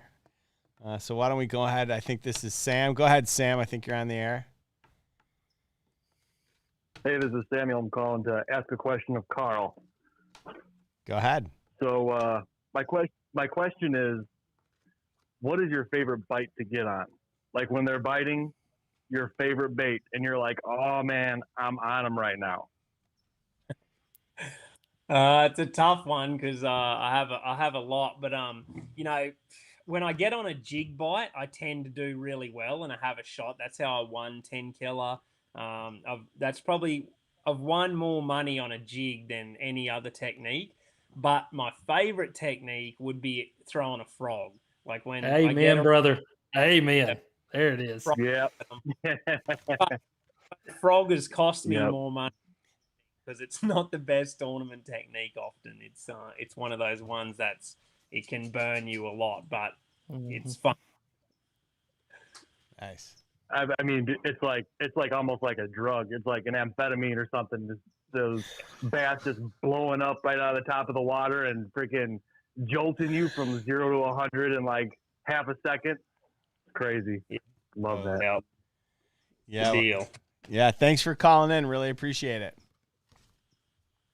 Thanks, mate. Have a good night. All right. You too. All right. Wow. Well, this has been great. I mean, I feel like we could sit here and talk for hours, but I want to be respectful of your time, man. I really appreciate you jumping on. Having me on. If we want, for everyone at home that, wants to learn more about Fear My Heart and all of that, where can they go? Yeah, all my social channels on Instagram, Facebook is just Carl Jocumsen. And then I got a website, carljocumsen.com. And then Fear My Heart, if you want any of the gear there, it's just fearmyheart.com. And you can see sort of a bit more about my story and my cousin's story, his boxing story, and all the hats and shirts and gear on there as well. So we got some good stuff coming up on Gunnersville. I missed the final day cut, and Kayla and I actually went and cleaned up a bunch of bridges that had trash, rubbish all underneath them. And we cleaned up 10 bags of rubbish off 3 bridges, just the 2 of us. And we that really hit home with us big time. And we're gonna do something a lot bigger and better with that, and try and get more people involved. So keep an eye on my social channels, and hopefully after some events and around here, we're going to organise some things and try and get a bunch of us together and clean some of these lakes up that have unfortunately have a little bit of trash getting around. So we'll trying to do good things and give them back to these lakes that give us so much. Nice. Well, that's really that beautiful. sounds like something I want to be a part of. Carl, hit me up on that, because I got some ends with guys at the TWRA, and we'll get it and like make it a big thing, and we'll try to get a bunch of people involved. That'd be really cool to do that. Talk to all my sponsors, and we're just going to try and get some incentives going. And just that little thing that we did went so huge. I was like, and it touched just the people that saw us picking up the trash. They were like, "What are you doing?" And then they wanted to do it, and I was like, "We need to spread this around and get more people like motivated to do it instead of just looking at it sitting there." So, amen, bro. That's a huge part of conservation, and the North American model of conservation, what you were talking about earlier, man. That's where it all starts, is just grassroots guys like us getting out there and doing that kind of stuff. So that's awesome, bud. Yeah, that is really great. Thanks so much. That's something I think that we can all get behind, because protecting our waters and just cleaning up the environment is, this is our home, right? So we only get one. We only get one, exactly. So, well, listen, Carl, want to say thank you again so much for your time. Really appreciate you, taking time out of your day to be on the show. It was truly a pleasure and an honor meeting you, and loved your story, and we wish you the best of luck and everything in the future. Thanks for having us on, guys. I love the show, and appreciate you guys, and we'll be back on another day. Awesome. Look forward to it. Good. Thanks a lot. Good talk to you, man. Guys. All right. Wow. That was, he's a good dude. Oh, yeah. Pretty nice guy. Yeah. He's a pretty good dude. Ryan Dam, thank you. Appreciate the super chat. I agree. We should all love life. It's funny. We have something lined up with AFCO where we're going to put one of the bags. They have that thing where you take the bag, you fill it up, you throw in, send it in, and you get something from AFCO. And so I think they shipped us I don't know how, 25,000 bags. And we had something planned in a future month where we're going to ship them out in every person's box or bag. And the bank bag. Yeah, do a big campaign and get that thing rolling. So, wow, that was I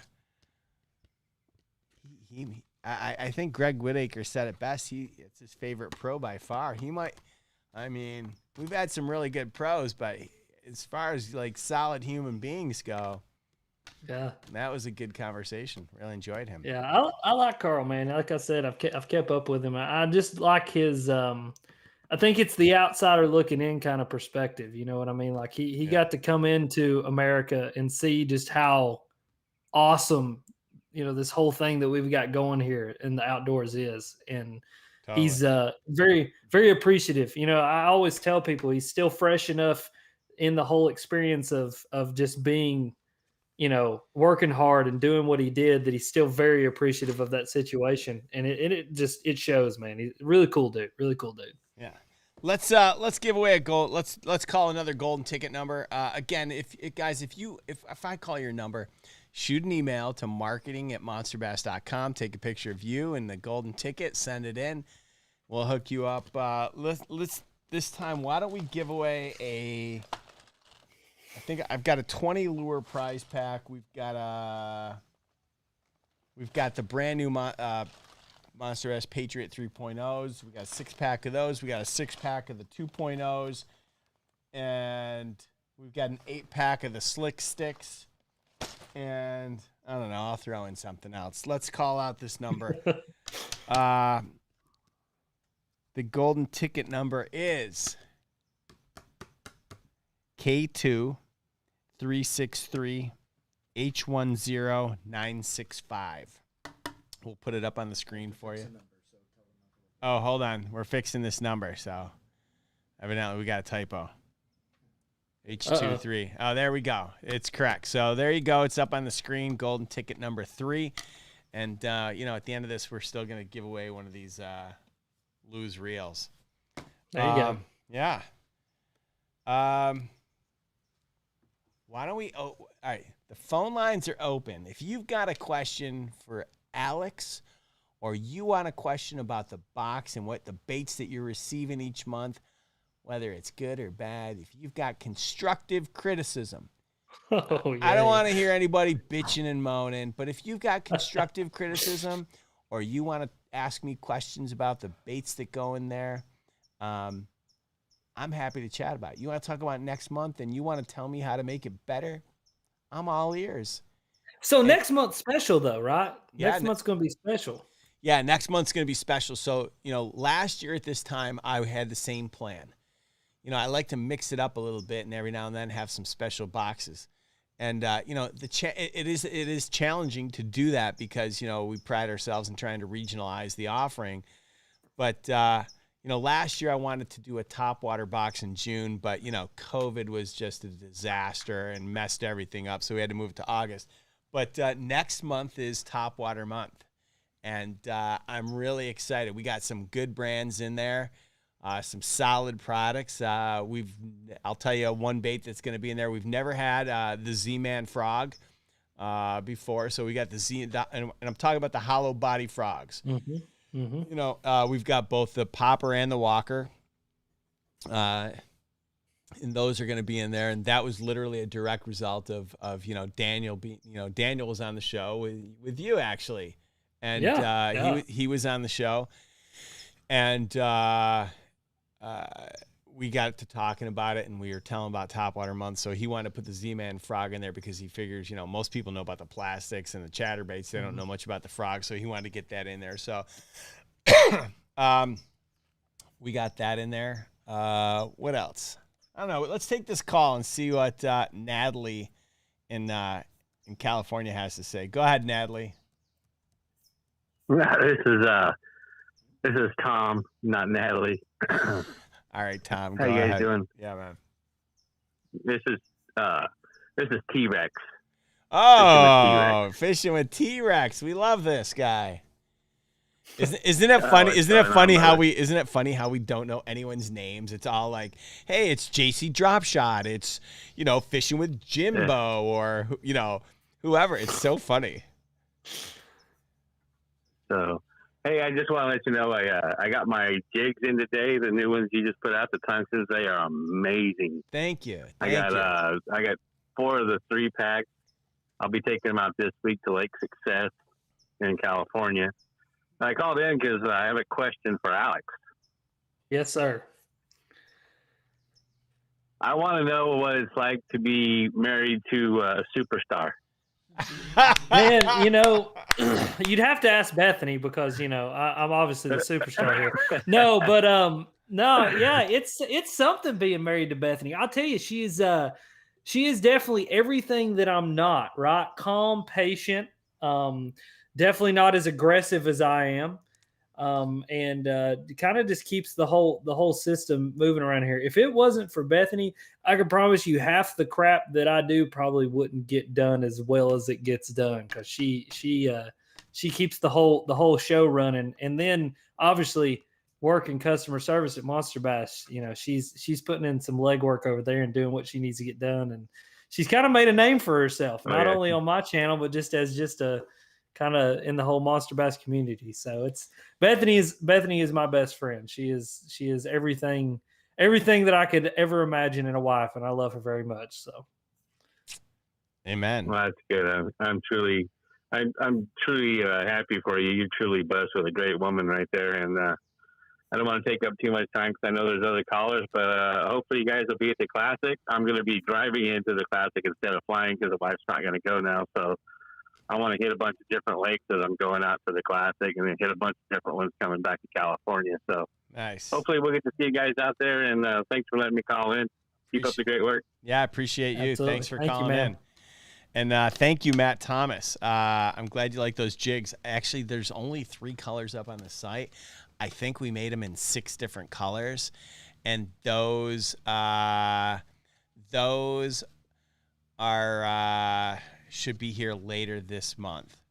And then we're working on another line with in cooperation with, or in partnership with Super K. They make some really great hand-tied skirts, and those guys are going to work with us on some that aren't tungsten. Heck yeah. Yeah. So. Heck yeah. Do we have any? Did anyone else call in that wanted to peanut butter and jelly? Yes, Matt. There's peanut butter and jelly. I think honestly, all the color. Oh, they wouldn't show up on the website. Yeah, I was looking right now. There's only 3 up there right now. Here, actually, I know a guy at the company, and do you? Yeah, and hold on, tungsten jig. I think that's what it is. Here it is. Nope. Yep, there it is. Okay. The colors are, we got black and blue, green pumpkin and black. I got a camo craw. We got PB&J. I got a candy craw. I got an Okeechobee craw. I don't know.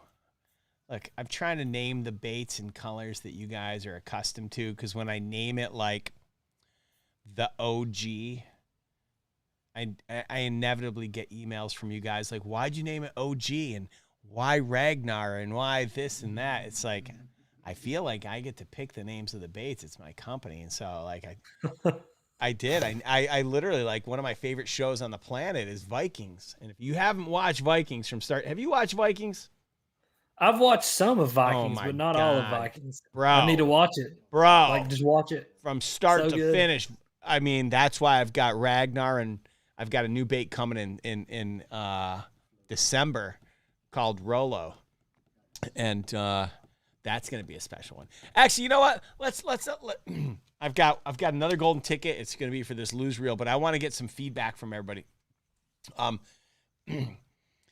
What would everybody, speaking of theme boxes, right? Next month's Topwater box, there's Z-Man, I've got a couple different types of frogs, both hollow bodies. I've got some soft plastic ones. I've got a Topwater. Oh, I got the Monster Bass Patriot 3.0. I've got, what else? There's 4 or 5 hard baits. I don't even know what they are. How do I not know? I mean, anyway, so speaking of, so back to that whole idea of theme boxes. I don't know where I was digressing, but what would everybody think if in the month of December, I'm thinking about December being another theme box, and it's a Monster Bass theme box, and I put in it 8 items, 8 or 9 items, and I give you a rod cover, I give you a Tokyo rig, a tungsten worm weight for the Tokyo rig, I give you the soft plastic for the Tokyo rig, and I give you 4 or 5 Monster Bass hard baits that are all brand new that you've never seen before. It would be an entire Monster Bass box for Christmas, but it would have all new baits, as well as it would have one technique that would be the Tokyo rig. So that way you get the rig, you get the tungsten, and I'd probably partner with like Strike King or someone like that for the soft plastics, because we just don't make soft plastics. Yeah. I think that sounds amazing myself. I mean, that's just me though. I mean, I'd be down for that. But would everyone give me crap because it's a Monster Bass box? I'm just wondering. So that's why I'm curious to know from you guys that are still watching, like, are you guys cool with it? It's not like I'm going to do this every month. This is like a one-time, like, Monster Bass Christmas, and I hook you guys up with, like I said, a variety of stuff. I don't know. I'd like to. I mean, it sounds good to me, but it is about. I mean, I want to know what everybody else has to think about that. I mean, I think, dude. Here's what I think: the integration of things like rod sleeves, right? Like, no one else is out there giving people rod sleeves, but that's like something that, that's a $10, $15 purchase. I think that's something cool. Fishing line, we did that with the classic box. I think that's cool. It's starting to integrate different little things in there. I mean, maybe I'm wrong, but I think from a customer standpoint, I think that would be cool. But I'd like to know what everybody else thinks for sure. Yeah, someone's saying slick sticks. Yeah, but I got to give you a new bait. And so we are coming out with a 99. So it's a slick stick 99. And it's a suspending 99 millimeter jerkbait. I figured you got to have two versions. So anyway, let's see. Does anyone have any questions for Alex that wants to call in and chat, or should we just hang up and send you all on your way? I mean, I do have a golden ticket. Don't worry. Vapor Justin. Yeah, I'm making, I will have a fresh supply of tungsten. I will have worm weights, drop shot, both teardrop and cylinder. Worm weights. I will have more flipping. I will have tungsten Ned heads with EWG. So instead of just a straight, I'm making an EWG Ned, similar to like what Lifted Jigs made. I'll have those. We're making the Tokyo rig. Yeah, I mean, they take a long time to make. It's really interesting, and I've failed more than I've succeeded. So that's why we don't bring that many baits to market. Any questions for Alex before we let him go? I mean, he's got to go and take care of his rock star wife, who, once again, I need to thank, Bethany as well as the entire customer service team, because they do a great job. I mean, literally, they make this company look so good, and I'm really grateful to have the best customer service in the industry. So, at least that's my opinion. Let's see. I got my Hyper Mag a couple days ago. Appreciate it, bro. Looking forward to tomorrow night. Monster. Scott Hughes won the giveaway when we raised the $1,800 for Jeremy's adoption charity. So he got him a Hyper Mag. Dude, I hope you love that thing, man. That is an awesome reel. So enjoy that for sure. Nice. Rachel Stone, listen. TJ brought home the baby turtle, okay? And I think you need to just be kind to him. I mean, he's bringing you gifts. He's hooking you up and taking good care of you. I mean, what more can you want from a man? He got you a baby turtle. What's next? Actually, you know what we should do sometime? We should do like a live check-in on lunch and dinner and just see how they're growing and like they're good. Dude, they're so big. Like this, how they big? grow every single day. They're probably. Are we talking sandwich size, or are we talking like full No, blown? probably not sandwich size. They're probably more like chicken size, like full grown chicken size now. Yeah, like 3 pounds. Yeah, they're big. Probably 2-3 pounds at this point. I mean, they're getting big, fat. I mean, every day they grow. So we got a pin. We got a new pin for them. And she's going to get them. Your rock star wife is going to get lunch and dinner. Oh God! Don't. God! Go get the turkeys. I guess we're gonna see the turkeys here in just a second. This is exciting. This is so exciting. Yeah. I have to assemble the pen Saturday, so we got a brand new, nice big house. It's gonna be great. They're gonna live a nice, comfortable life. I'll be honest. I just had the greatest idea on the planet. Okay, I can still get the fainting goats. And have one in my backyard. And when I get tired of it, I could give it to Rochelle as a housewarming gift because she lives out in the woods. Like, she could have goats and chickens and stuff. And that way I would have a fainting goat in my backyard in Los Angeles, and then I could just give it to Rochelle. So what's the plan when the fainting goat faints into the pool and starts drowning? Oh. You're walking out one day, hey goat, you just ruined it for me. Now I can't get the fainting goat. All right, let's see. I know she's coming back with one. I know it. Suzanne wants to know if I've got any new colors coming out in the crankbait. Yes, we do. We've got 4 new colors that'll be coming out. Rick, I need to send those to you, by the way. I'll do that Monday.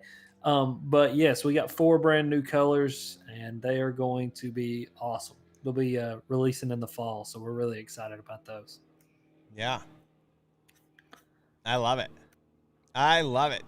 And thank you, Thomas Stanley, for your $5 super chat.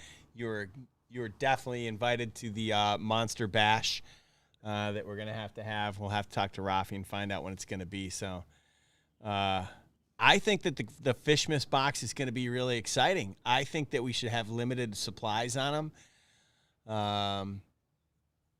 Yeah, I think we should deck out a Monster Bass box with all sorts of stuff. Let's take this one call while we're waiting for lunch and dinner to show up. Hello? Hello? Hello? Yeah, go ahead. Yeah. Yeah. Pond Life with Mosier Boy. This is David. So yeah, I know this is, a Monster Bass live stream, chance, whatever. My question is for both of you actually. If you're not bass fishing, what is your other fish that you enjoy targeting? And I'll take the answer off the phone. Thank you. Hey, thanks for your support and for calling in. You want to go first? Oh my God, you're right. They do get. Oh, and it's just shit all over me. Yeah. All right, get the turkey out of my house. Oh no!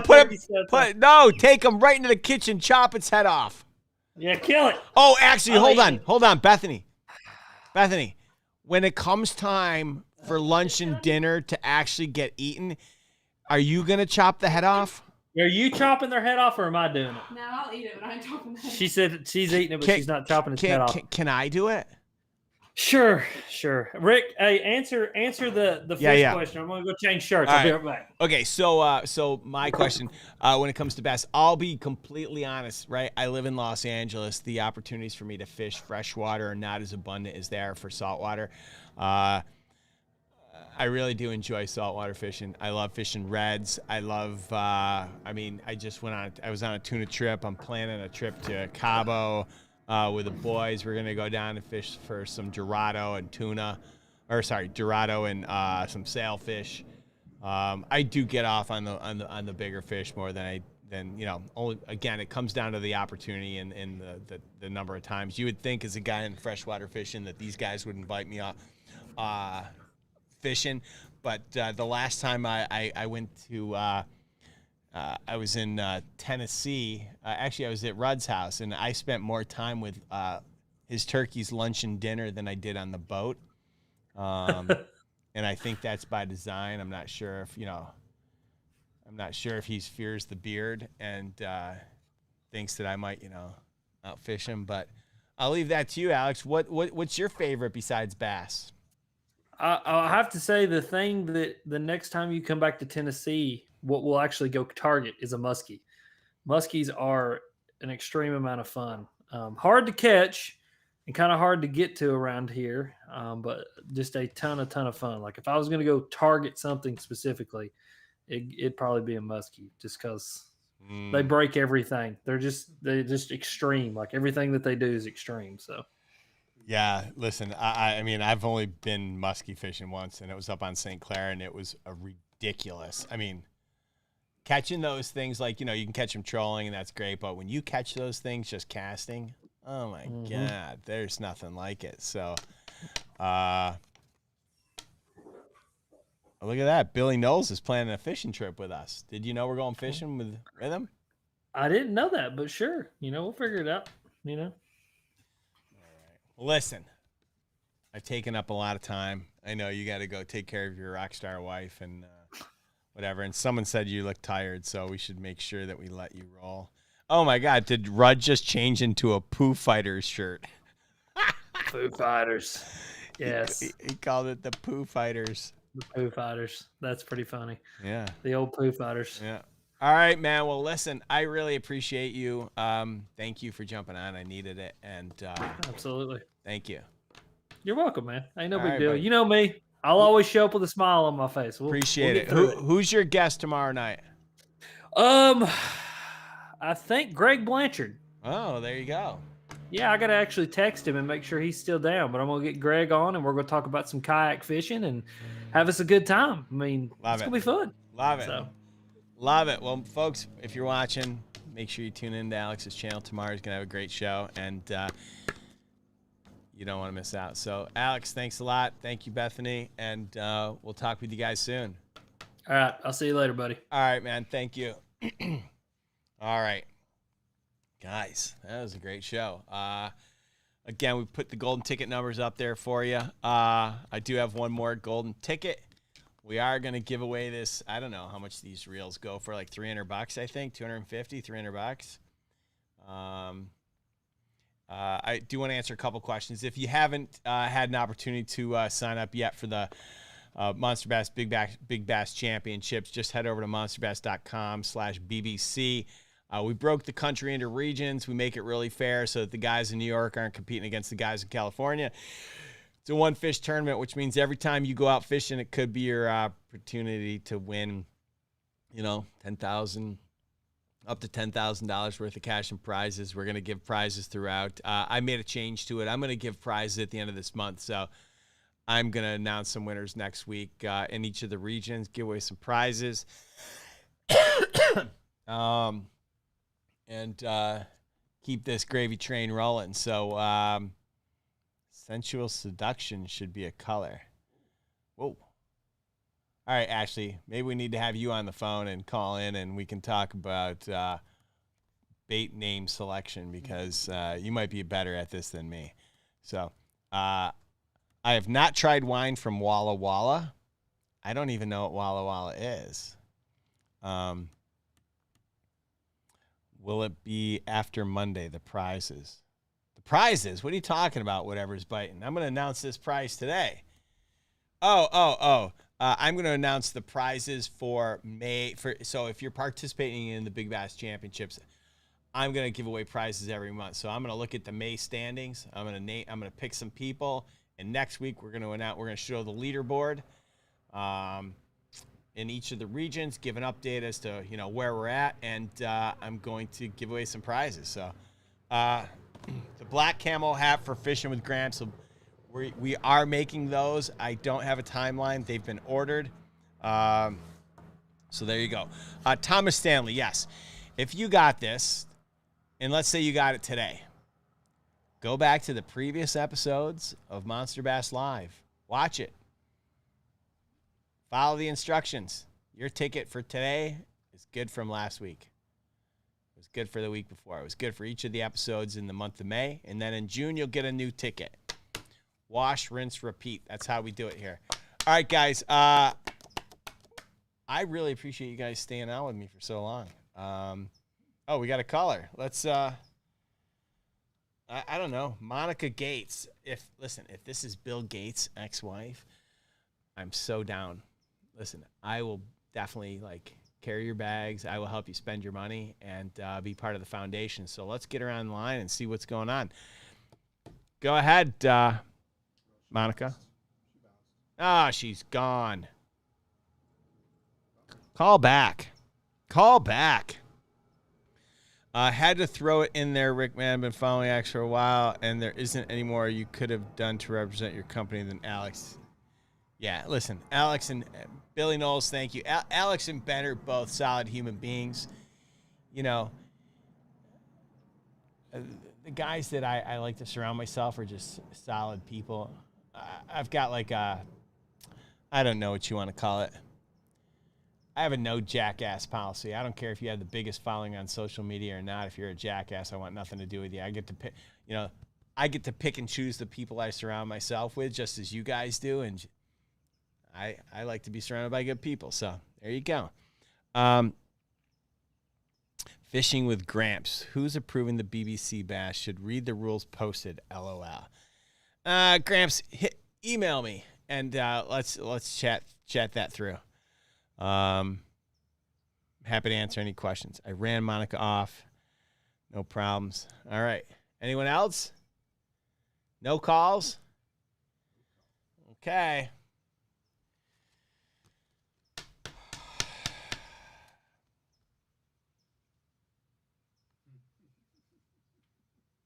Not feeling great today. Monica's back. Oh, I'm so excited. I'll be there for you. Hello? Hello. What's going on? How you doing? Doing good. Great. Is this Rake? Yeah. Oh, okay.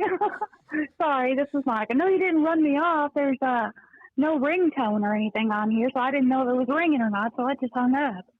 But I was wanting to know what kind of gear you're going to come up with for all the Monster Bass mamas out here. Oh, well, let me ask you, for all the Monster Bass mamas out there, what would you like? I mean, we've got some T-shirts on the website. What kind of gear would you like specifically for the ladies? Well, for the ladies, I mean, I don't know, some that T-shirts, hats, gloves. Okay. Maybe some like little, I don't know, fanny packs or something like that. Okay. My old man's laughing at me at this moment. Well, listen. But here's the deal.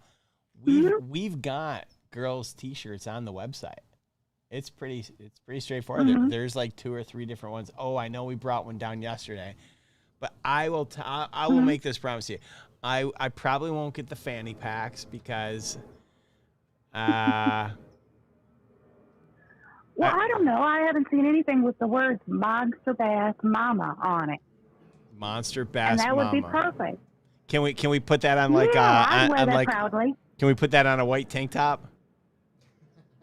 Oh hell yeah! Oh yeah. Can I say that? Yeah. Yeah. Hell yeah.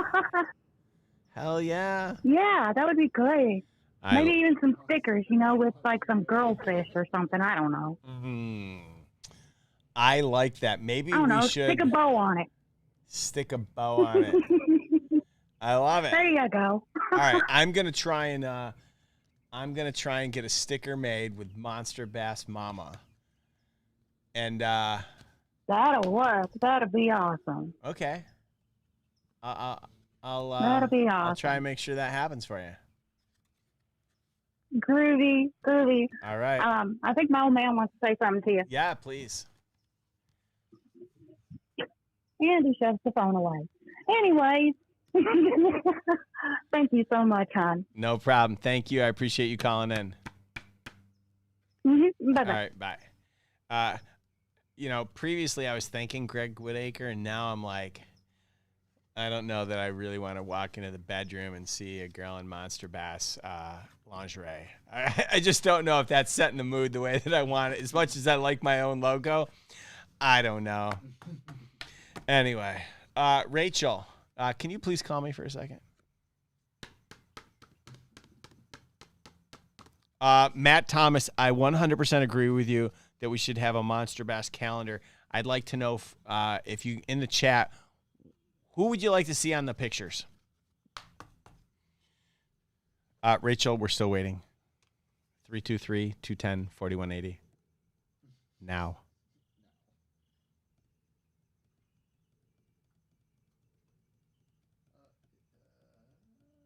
Let's take it. Oh, yeah. Rachel. Hola.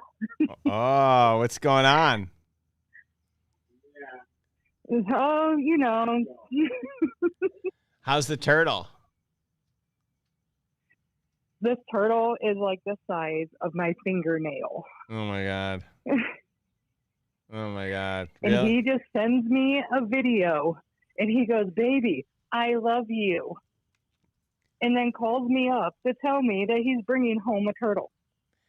Well, I mean, first of all, he led with "I love you," which is the key. And secondly, he bought you a gift. I'm going to guess that half the guys on here. No, he brought it for my son. Oh. Well. Yeah, see? Where should I start? Why don't you ask TJ how much fishing gear he has now, thanks to me? And I can't even get him to sweet talk me. I guarantee you can, and here's how. You ready? You ready? All right. This is guaranteed to work. You look him straight in the eyes, And you said his name's TJ, right? Yep. And you look at him and you go, TJ, I am never buying you any more fishing gear until you sweet talk me.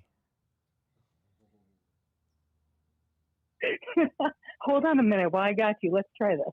Okay, let's try it. Baby, put your hand down. I got to say something. Listen, look at me. He just picked me up.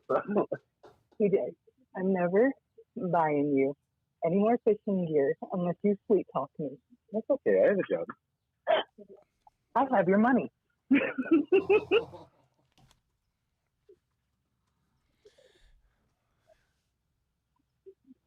Trust me. Trust me. You don't have to say it. You don't have to say another word. You don't buy him another piece of fishing gear. You let him spend his own money from his own job. You don't buy him anything. I promise. Next week, you just show him the receipt of all the stuff you're sending to me. See? Yeah. I have the cards. And somebody has a new shirt from you guys arriving tomorrow, along with the Patriot Pack. Oh, who's getting it? You? It's gonna be me unless he sweet talks me. Yeah, that's what we want to hear.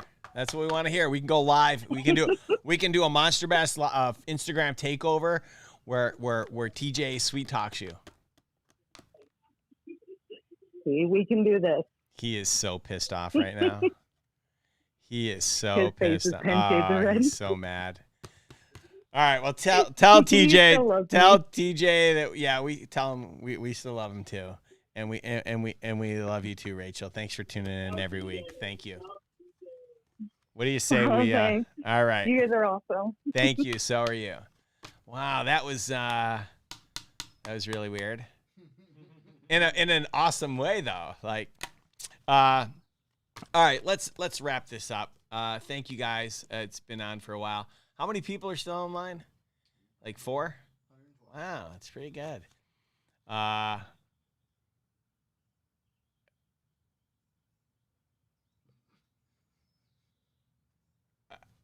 Okay. I'm just looking at the chats. It started with Whitaker talking about how it's getting weird, and now it's talking about sweet talking and people buying houses and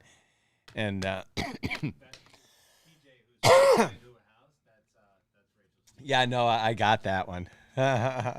Thank you, Jason Leonard. I hope you're doing well too. It would be cool if it didn't get weird, but thank you, Jay. All right, let's do it. This is for the Lose TLC P1H Baitcaster. I think they go for $250.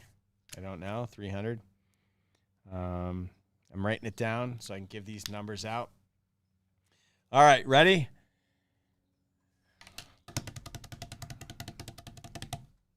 The golden ticket number is Q1. Actually, you know what? It's right now, the moment I said Q, half the people on here were like, this is garbage. The golden ticket number for the Lose Reel is Q1884J6968. There you have it. 4 big winners. I know. Damn it. Damn it. All right. Don't worry. You're going to get another chance every single week. Write down those numbers. And if you're bored tonight, I encourage you to go online, go to your TV, and on demand. You should watch last Sunday's episode on A&E about the Ultimate Warrior. It was a pretty good one. It's been pretty good. They started with Stone Cold Steve Austin, went to Roddy Piper, went to Booker T, and that last week was the Ultimate Warrior. It was pretty good. So, all right, guys. Oh, wait. Do we have a caller? All right. Go ahead, caller. Hello? Hey. Hey. Hello? Hi. Hey, it's Ashley. What's up? Nothing. I was just gonna say, like, where she brought up about like the female, like something for the females or whatever. Yep. And she said like the Monster Mama thing. I don't know.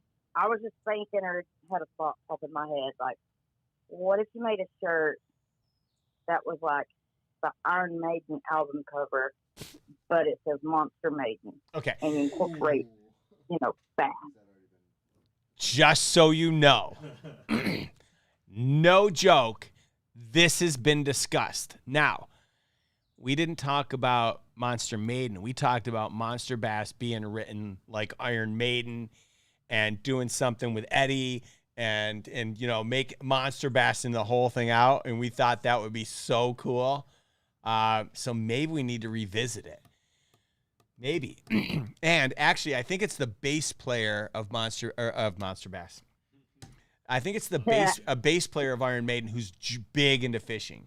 Because one of our friends he's a rock star himself in a band that we're not gonna name names and brag about stuff, but he knows the guy from Iron Maiden. He was telling us that he's big into fishing, and I was like, well, you got to get him a Monster Bass box. We need that stuff. That'd be amazing. So. Absolutely. You can't go wrong. You can't go wrong with that music anyway. Yeah, totally. Like that era in general. Yeah, I hear you. So, well, thanks for calling in. I really appreciate it. You got anything else for me? Nope, that's it. Amazing. You have a great night. You too. All right, thank you. Wow. All right. Well, I think that's a wrap. I think, unless people want to talk about stuff,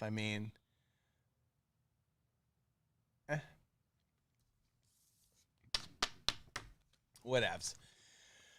All right, guys, listen, thanks so much for tuning in. I'll see you next week. I think next week we're going to have a really killer show. I don't even know who my guest is, but what I can tell you is we're going to give away a bunch of stuff. We're going to talk about topwater baits, and I'm going to give you a glimpse into what's going on here at Monster Bass. So until next week, you guys have a great week. Oh, yeah, Memorial Day weekend. Be safe out there. It's going to be a lot of drinking, a lot of craziness. I hope you all have your own version of fun, whatever that looks like, but just make sure you're safe because I want to see you guys next week. So have a great Memorial Day weekend, and we'll see you guys. Bye.